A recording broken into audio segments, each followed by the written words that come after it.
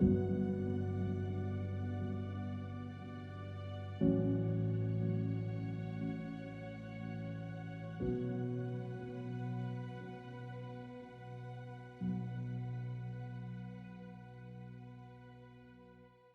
us to get CFX out into older machines, which is a headache because why would you buy a new machine just to have CFX support?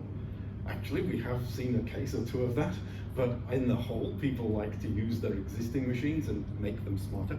Enables us to get CFX out into older machines, which is a headache because why would you buy a new machine just to have CFX support? Actually, we have seen a case or two of that, but in the whole, people like to use their existing machines and make them smarter.